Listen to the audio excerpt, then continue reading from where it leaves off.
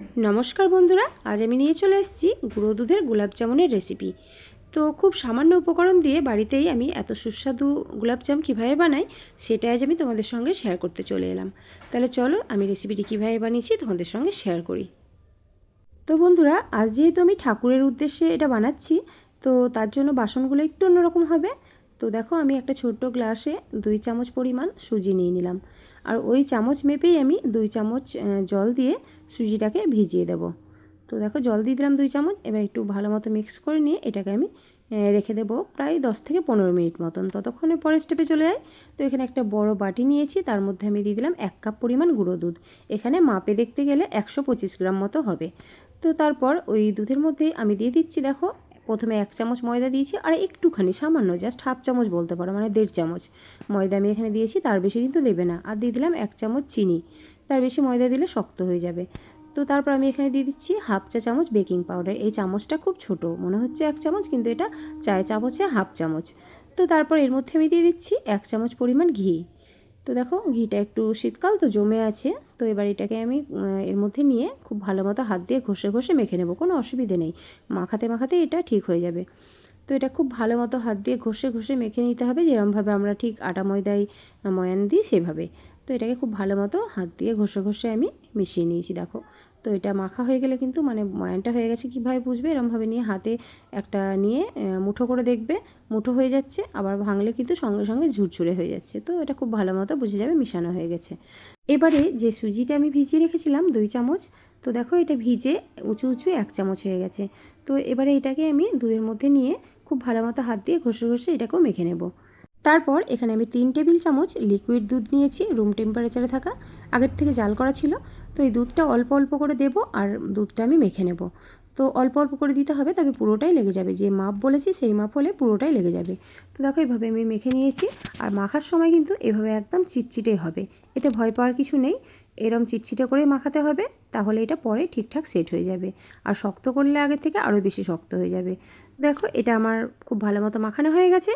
এবারে এটাকে ঢাকা দিয়ে আমি রেস্টে রেখে দেবো 10 থেকে 15 মিনিট। তো এটা সেট হতে থাক, ততক্ষণে আমরা শিরাটা বানিয়ে নিই। তো শিরা বানানোর জন্য প্রথমে আমি এখানে একটা পাত্র নিয়ে নিলাম, তার মধ্যে আমি দিয়ে দিচ্ছি 1.5 কাপ পরিমাণ চিনি। তো 1.5 কাপ পরিমাণ চিনি দেওয়ার পর আমি এখানে দিয়ে দেবো ওই কাপেই মেপে 3 কাপ জল। 1.5 কাপ চিনির জন্য আমি এখানে নিয়েছি 3 কাপ পরিমাণ জল, মানে জলটা ডাবল নিয়েছি। তো এবারে গ্যাস জ্বালিয়ে নিলাম, তারপর এটা বসিয়ে দিলাম। এটা কিন্তু একতার দুতারের শিরার দরকার নেই, এটা জাস্ট চিনিটা গলে যাওয়া পর্যন্ত ফুটিয়ে নিতে হবে। তারপর আরও 5 মিনিট ফুটিয়ে একটু ঘন করে নিতে হবে, একটু চিটচিটে মতো। তো সুন্দর গন্ধের জন্য আমি দিয়ে দিলাম 2টো ছোটো এলাচ, মুখটা একটু ফাটিয়ে দিয়ে দিয়েছি। তো চলো, শিরাটা হতে থাক, এর মধ্যে আমরা মিষ্টিটা বানিয়ে নেব। তো ডোটা দেখো একদম চিটচিটে ছিল, এখন কিন্তু খুব সুন্দর সেট হয়ে গেছে। তো এবারে আমি মিষ্টিগুলো বানিয়ে নেব। তার জন্য হাতে খুব সামান্য একটু ঘি মাখিয়ে নিচ্ছি, যাতে হাতে লেগে না যায়। তো এটা মিষ্টিটা তোমরা নিজেদের ইচ্ছে মতো বানাবে, ছোট বা বড় করে নিতে পারো।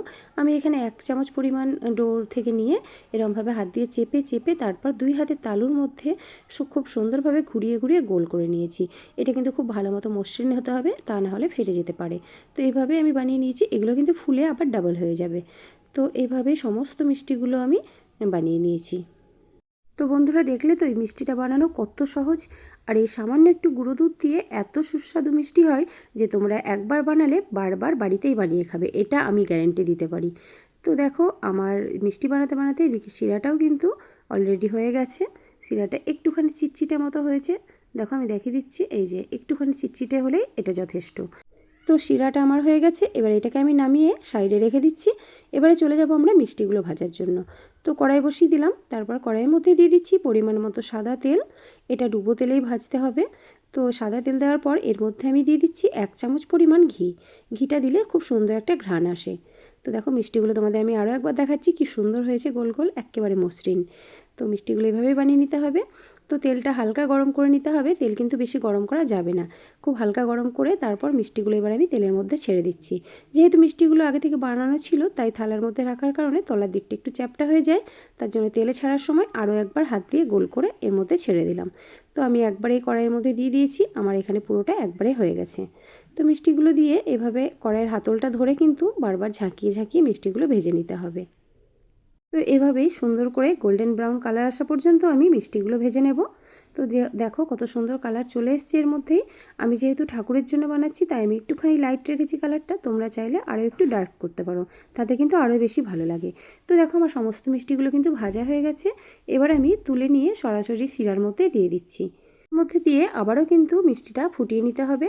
তো হাঁড়িটা আমি গ্যাসের মধ্যে বসিয়ে দিলাম, একটা চামচ দিয়ে নাড়িয়ে দিলাম খুব ভালো মতো। তারপর এটাকে ঢাকা দিয়ে লো ফ্লেমে আমি 3-4 মিনিট ফুটিয়ে নিয়েছি। তো দেখো ফিরে এলাম 3-4 মিনিট পর, মিষ্টিটা ফুললে কিন্তু ডাবল হয়ে গেছে। আর শিরা দেওয়ার পর এটার কালারটা কিন্তু একেবারে চেঞ্জ হয়ে গেছে। দেখো এখনই কত সুন্দর লাগছে দেখতে। তো এবারে 3-4 মিনিট জাল দিয়ে নেওয়ার পর এটাকে আমি গ্যাস বন্ধ করে দিচ্ছি। তো দেখো আমি এবার তোমাদের তুলে দেখাই একটা, কত সুন্দর হয়েছে দেখতে। এই যে মিষ্টিগুলো ফুলে ডাবল হয়ে গেছে আর কালারটাও কিন্তু খুব সুন্দর এসছে। তবে তোমরা যদি আরও একটু ডার্ক করো তাহলে আরও বেশি ভালো লাগবে। আর এটা ঠান্ডা হওয়ার পর আমি দেখাচ্ছি, দেখো কতটা নরম হয়েছে মিষ্টিটা। আর এর মধ্যে কিন্তু আমার ঠাকুরকেও দেওয়া হয়ে গেছে, মানুষেরও খাওয়া হয়ে গেছে। এটা একটা মিষ্টি আমি কেটে দেখাই, দেখো কতটা নরম হয়েছে, একেবারে নরম তুলতুলে। আর এটা মুখে দেওয়া মাত্র মিলিয়ে যায়, ভেতরে কিন্তু কোনো রকম কোনো গুটিলি থাকবে না। দেখো দেখতেও কত সুন্দর, আর খেতে কিন্তু এটা অসাধারণ স্বাদের হয়। তো রেসিপি তোমাদের কেমন লাগলো অবশ্যই জানিও। ভালো লাগলে একটা লাইক কমেন্ট শেয়ার করে দিও, আর আমার চ্যানেলটি সাবস্ক্রাইব করে পাশে থাকার অনুরোধ রইল। আজ তাহলে আসি, দেখা হচ্ছে পরের ভিডিওতে নতুন কোনো রেসিপি নিয়ে। ততদিনে সবাই খুব ভালো থেকো।